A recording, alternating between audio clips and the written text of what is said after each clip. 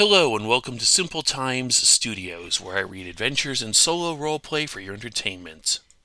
Today we'll be starting a short adventure with Lukas Rustbelt, a dwarf engineer in the Stoneburner universe, a space fantasy roleplay game where dwarves are sent out to reclaim the lost honor of the Long Belt, a series of asteroid mines plagued by demons. Our protagonist is Lukas Rustbelt of the Rustbelt clan. Hailing from the planet Nipa in the Appalachia sector, master engineers and smiths, they have a long and rather colorful history with the miners of the Coalbreaker clan. Lukas is a very, very distant nephew of Broker Longneck, the original patriarch of House Grandrock. To say that no one was more surprised than he was to be named the heir apparent is an understatement. But he loves a good challenge, and a good fixer-upper, so he'll give the assets of House Grandrock his best shot. Part 1. The first wave of pioneers and scouts arrived at the beachhead to Kazab Barum to be greeted by the rusted remains of a small mining town and a single landing pad barely big enough to support their shuttle. The town would need to be renovated and the spaceport expanded before the rest of the settlers and their equipment could be brought over from the Rustbelt clan's colony ship. Despite the rough state of the facilities, the extensive infrastructure and equipment salvage in Kazabaram made it a good choice to claim the rest of the Long Belt in the name of Clan Rustbelt. Lukas Rustbelt exhaled and tried to keep the tremble out of his hand as he brushed back his short hair and shouldered his equipment. Following the other Rustbelt dwarves out of the shuttle and into the cavern of the asteroid colony proper, Lukas looked at the ruined buildings of the town ahead of him, the spaceport he currently stood in, and the asteroid cavern containing it all. This was it. This was all that remained of Broker Longneck's estate. This was Lukas's inheritance. He shook his head and followed the others into town, his mind full of conflicting emotions. Part of him had hoped that Longneck's estates would have been in better shape than this, but then there was the possibilities this state presented. Even hit with the reality that it would take a lot of repair work to bring this settlement to its former glory, he was still enamored by the reality that this was all his. He was the named heir of this hold and its adjacent mines. He was the lord of this hold. Then the engineer in him immediately began to push those romantic frivolities out of his head and started making a mental list of all the repairs that needed to be made and started prioritizing them. Ahead of him, the squad of warriors under the command of Lieutenant Ironbeard had already secured the area around the mine and began barking orders as he organized a search of the mines. "All right, you lot. The settlement is secure. Let's begin scouting the mines. Search nice and slow, leave no stone unturned. For the glory of House Rustbelt and Grandrock." Seeing Ironbeard had the settlement security in hand, Lukas focused on assembling work to see to the most urgent repairs and make the settlement livable. They wouldn't have enough resources to start any major building projects, but maybe that would change depending on what Ironbeard and the others found in the mines. A week passed. Sinker Lukas Rustbelt and the dwarf mechanics with him finished their initial repairs. The living quarters and basic life support facilities were fully operational and waiting for colonists to arrive. But Lieutenant Ironbeard and his squad had not returned. Worried, Lukas readied his gear and activated his combat drone Dumpling.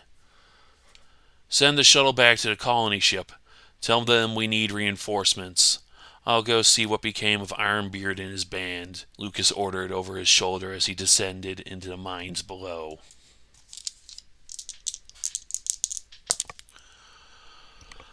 Okay, that's the results on the events table. Let's begin.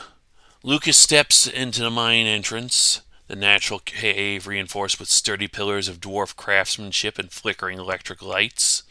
An ominous display, but otherwise typical of dwarven asteroid mines that had seen better days.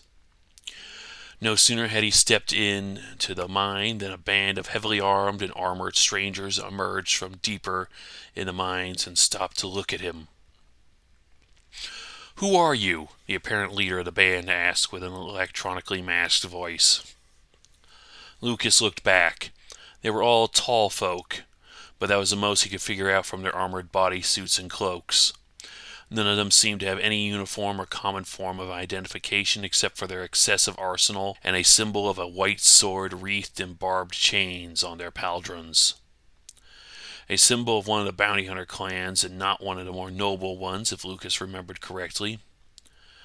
"I am Lukas Rustbelt, sinker and lord of this mine, and I could ask you the same question," he replied firmly, hoping they wouldn't start looking for a bodyguard he didn't have. "What? Brief said these guys wouldn't be here for another month," one of the others mumbled a little too audibly for the leader's taste. "Can it? This changes nothing," the leader barked back before turning to Lucas. "Sorry, we're just looking for a mark named Firmer Ironpick. Have you seen him? He has a death sentence in 12 systems. We'll leave as soon as we have him." A being with a dwarf name apparently wanted for dead in 12 systems. "I honestly can't say that I have. If I do find him, I'll make sure to let you know," Lucas replied truthfully.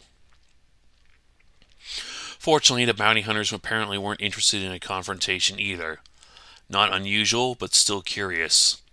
The leader tapped the side of his helmet and flashed a communication frequency to Lucas's own computer bracer. "All right then, call us if you find him. Good luck with your mine, Lord Rustbelt." And with that, the band disappeared into the town behind Lucas before slipping back one of the many other tunnels in the long belt. The strange encounter behind him, Lucas turned back to focus on his explorations.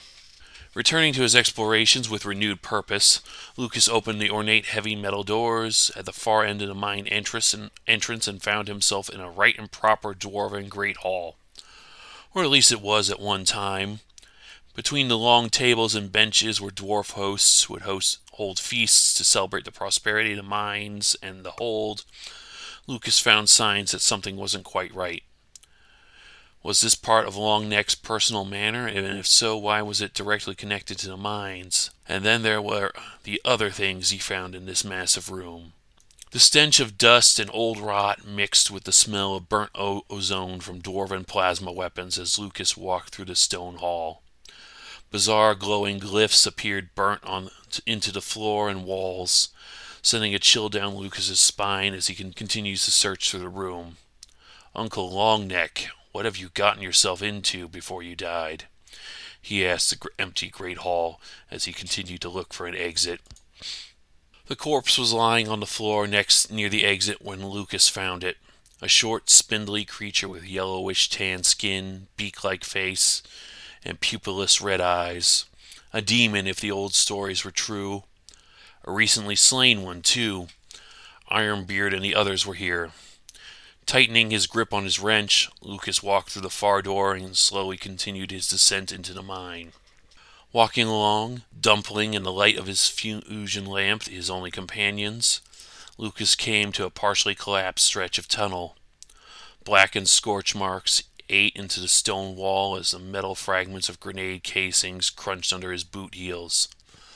There was a battle here, but he couldn't tell between who or who won.